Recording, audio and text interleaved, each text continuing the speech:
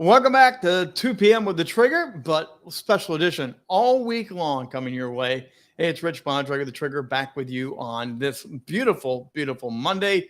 And it's National Stutter Awareness Week. We've been talking about this for a while. And this week we are going to be sharing not my stories, but other people, leaders, influencers, authors that stutter.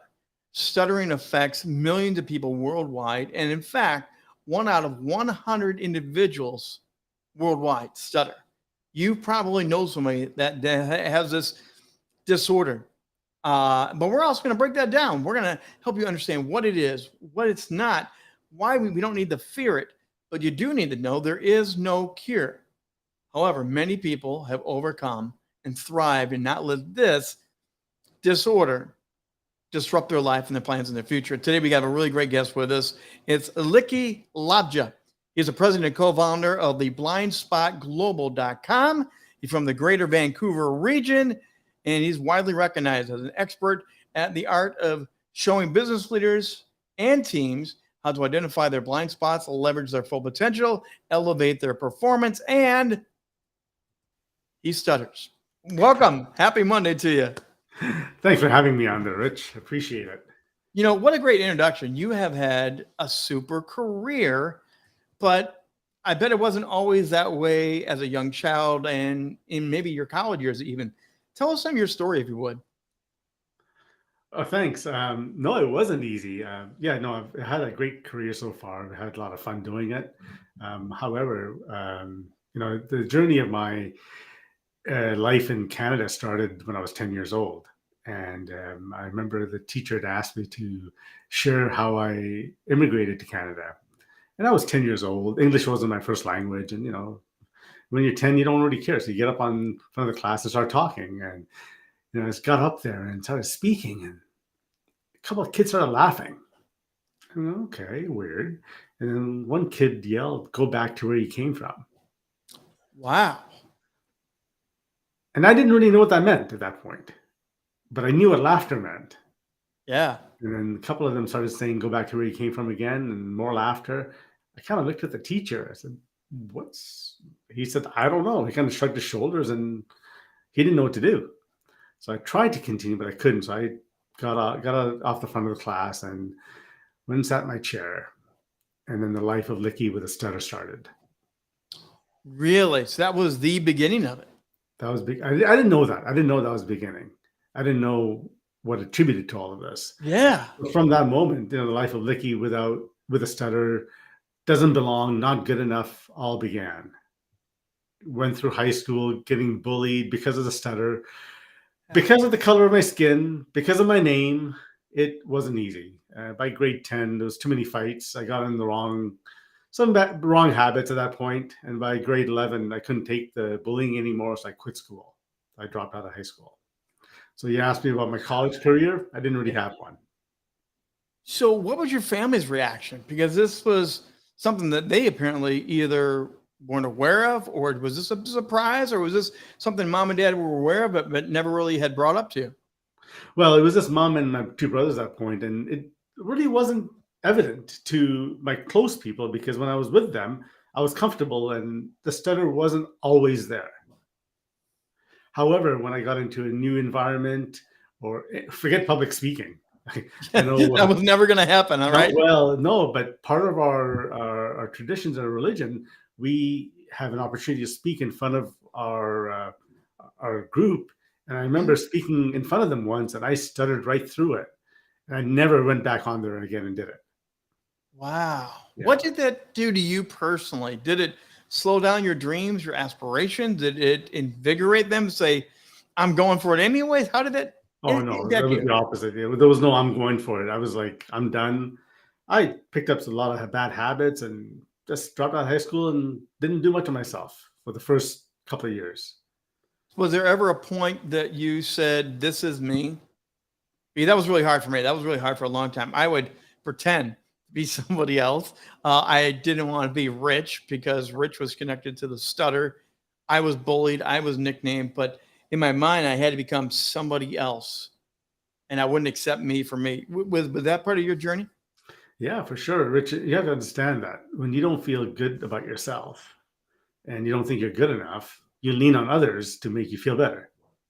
And then you lean on other people, other friends, other family members. And when they don't show it to you, then you feel worthless, or at least you think you are. Yeah. So then I, got into some financial troubles. So I started working. I started starting up companies. So I'm on my seventh entrepreneur company right now, and so that kind of shows that I am good enough. I am able to do things. However, Yeah. it was hard. Was there friend support, teacher support? Did you have someone come alongside you and say, look, I get it. The speech thing is a struggle, but there's other things in you. I see in you. Did you have anyone come alongside and do that? Yeah, I've had two people who did that to me. One was my grade 9 English teacher, Miss Tomic. I remember her, and we were reading The Outsiders at that point, and she just kept me aside, kept me after school, taught me and worked with me and showed me hope. So that kind of got me through grade 9, grade 10. Then there was a gentleman when I was 16 or 17. I remember lying on my sofa. He knocked on my door. My mom had told him that I'm just sitting at home doing nothing all day. He knocked on my door. I opened the door, and he basically says, he said, "Get off the sofa and get your shit together. This is Wow. not going to work." Wow. And I'm looking at him, and he was a successful realtor at that point. Yeah. And I'm looking at him. I said, "What do you mean?" He goes, "You've got more to offer than this. You can't do this anymore." And that's kind of when I changed. That's when I kind of leaned into myself and said, "Okay, this is silly. I need to do something for myself." And I started a consulting company at that point. Started doing some software and working that way, and it led to other things in the IT world for sure. Well, I mean, you're now a president of a company. You also have done multiple companies. You eventually had to get comfortable with it and say, I can do this regardless of my speech. When did that really escalate and really grow to where you are now? Well, yeah, I've had the companies. I had a very successful IT company for 25 years. However, success was only in my eyes. The book behind me, Death by BS, that I wrote a couple of years ago, somebody asked me, what's it about? I said, well, it's kind of an apology to all of my employees and my vendors and customers for 25 years. And they go, what do you mean? I said, I kind of treated them like crap because I was always out there trying to prove that I was good enough as opposed to just being myself. Ooh. So I had a guard, I had a facade, always proving, kind of obnoxious at times.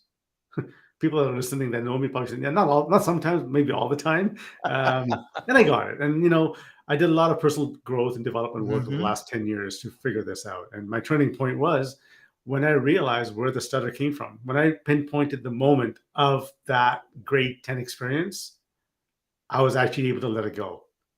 And I don't think I've stuttered so far today. It does come back once in a while, Yes. but not normally. Well, we got a comment in the chat. Daniel's going to chime in. Thank you, Daniel, for being along with us, playing along today. Some of the greatest speakers have stuttered. Yeah. Yes, that's very true. I mean, Winston Churchill, global leader, stuttered. Our current president here in the United States, Joe Biden, stutters.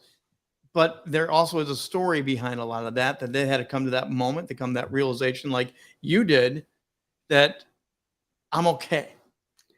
And it's very liberating and freeing. For those that don't understand the power of the stutter, it really does. It impacts us. When we stutter, we know what we want to say. But the words are stuck between here and here, and you get the looks, and you see people get nervous for you.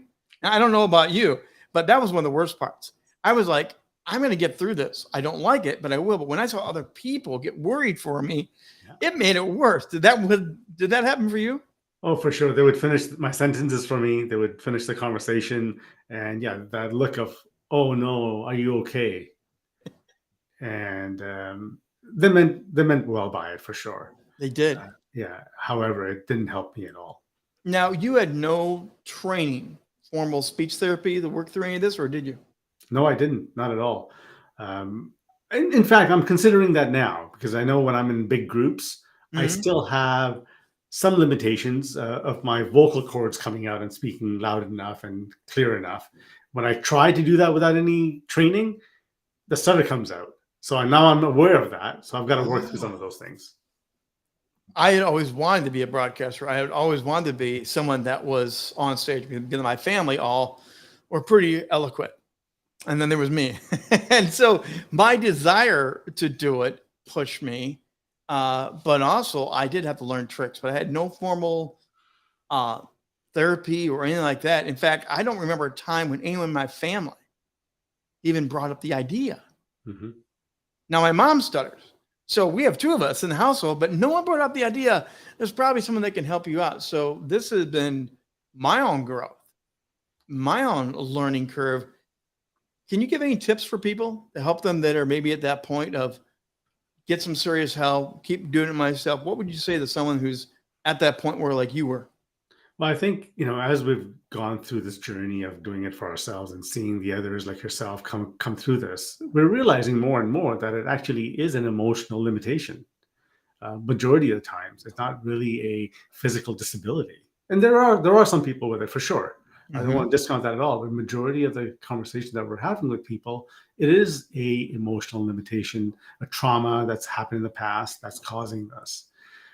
My advice to people is this: think about, allow yourself to know that you can get through this. You deserve it. You're worth it.